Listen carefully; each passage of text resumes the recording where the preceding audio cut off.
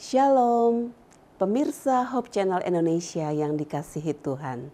Malam ini saya ingin bersaksi tentang bagaimana Tuhan begitu mengasihi dan peduli terhadap anak-anaknya yang berharap dan setia kepadanya.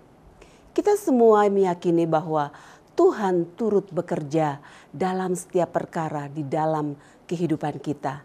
Tidak ada yang mustahil ketika kita membiarkan Tuhan bekerja dalam hidup kita. Asalkan kita setia kepada Tuhan, mengandalkan Tuhan, dan mau berusaha dan bekerja, maka Tuhan akan memberkati kita. Setamat SMA, karena keterbatasan finansial keluarga kami, saya diboyong oleh oma saya ke Manado. Oma membawa saya ke Universitas Kelabat, sebuah sekolah yang memberi kesempatan kepada mahasiswa yang memiliki keterbatasan dana bisa tetap berkuliah asalkan mau bekerja di kampus. Diawali dengan pekerjaan sebagai janitor di asrama wanita, saya jalani tanpa rasa malu atau minder. Kebetulan saya lahir dan dibesarkan di sebuah kota di Jawa Timur, yaitu di Malang. Jadi saya tidak mengenal seorang pun di kampus Unclub pada saat itu. Sehingga saya tidak malu-malu mengerjakan pekerjaan saya. Karena tekad saya adalah saya harus berkuliah. Dengan berjalannya waktu sambil berkuliah, pekerjaan saya meningkat menjadi korektor mata pelajaran bahasa Inggris dan agama. Wah, saya senang sekali karena sudah lebih meningkat ya level pekerjaan yang saya lakukan. Walaupun di saat libur atau summer school ya, saya harus tetap bekerja, mengisi waktu luang saya dengan bekerja dari pagi sampai sore. Menyapu halaman kampus. Namanya libur, kita punya banyak waktu sepanjang hari untuk bekerja.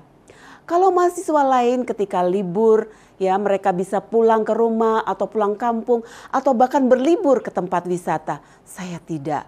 Saya harus tetap stay di kampus untuk bekerja demi bisa mendaftar untuk semester berikutnya.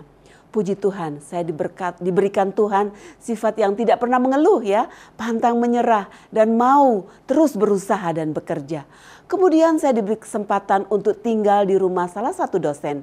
Di satu sisi ini meringankan biaya saya ya, karena kalau tinggal di asrama harus membayar uang asrama dan uang makan yang lumayan besar menurut ukuran saya sebagai student labor. Tetapi dengan tinggal di rumah dosen artinya saya harus bekerja double, yaitu bekerja di kampus untuk membayar uang kuliah atau uang sekolah dan bekerja di rumah dosen, tempat saya tinggal supaya saya free makan dan tinggal. Saat berkuliah saya mengambil jurusan sekretari. Ya, jadi dengan berjalannya waktu sudah banyak mata kuliah sekretari yang saya ambil. Pada saat itu saya mulai mendapat pekerjaan kantor, yaitu di kantor sekretaris rektor. Semakin meningkat level pekerjaan saya. Semua saya lalui dari pekerjaan kasar sampai pekerjaan kantor. Jadi hari-hari yang saya lalui hanya bekerja dan berkuliah. Puji Tuhan, walaupun bekerja di sana-sini, saya tetap dapat membagi waktu dan puji Tuhan juga selalu mendapat nilai yang baik. Sehingga ketika dosen di mana saya tinggal, kebetulan beliau akan di-upgrade kuliah di Philippines, beliau mengajak saya untuk ikut serta dan saya di-drop di Jakarta untuk bekerja. Melalui pertolongan dosen saya yang menghubungi adiknya, Tuhan memberikan saya dan memberkati saya sehingga dapat diterima di sebuah perusahaan multinasional. Di perusahaan ini saya bekerja selama 25 tahun. Tidak berhenti sampai di situ penyertaan Tuhan dalam kehidupan saya. Setelah 25 tahun bekerja, saya kemudian mengambil pensiun dini. Di tahun kelima saat saya menjalani masa pensiun, Tuhan ternyata mau menggunakan saya untuk melayani di ladangnya. Suatu pekerjaan yang tidak pernah saya bayangkan dan pikirkan sebelumnya. Di awal tahun 2021 ini, saya dipanggil untuk melayani Tuhan di Departemen Pelayanan Anak-anak Conference DKI Jakarta dan sekitarnya. Mungkin Tuhan berkata, 25 tahun kamu sudah kuberi kesempatan untuk bekerja di perusahaan. Sekarang waktunya kamu harus melayani di ladangku. Pemirsa Hope Channel Indonesia, orang-orang muda dan anak-anak yang dikasihi Tuhan, Melalui kesaksian ini sekali lagi saya ingin menekankan, apabila kita mengandalkan Tuhan, berserah kepada Tuhan, mau berusaha dan bekerja dengan disiplin dan bekerja keras, Tuhan akan membuka jalan hidup kita. Karena Tuhan mau anak-anaknya yang berharap dan setia kepadanya memiliki hari depan yang baik. Saya ingin membagikan sebuah ayat yang terdapat di dalam Yeremia 29 ayat 11. Sebab aku ini mengetahui rancangan-rancangan apa yang ada padaku mengenai kamu.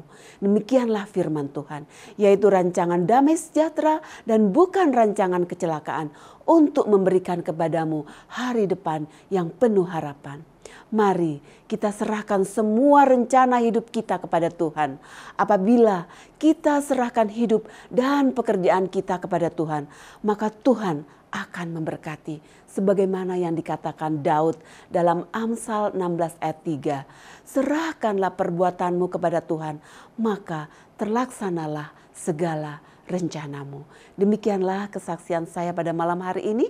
Tuhan Yesus memberkati.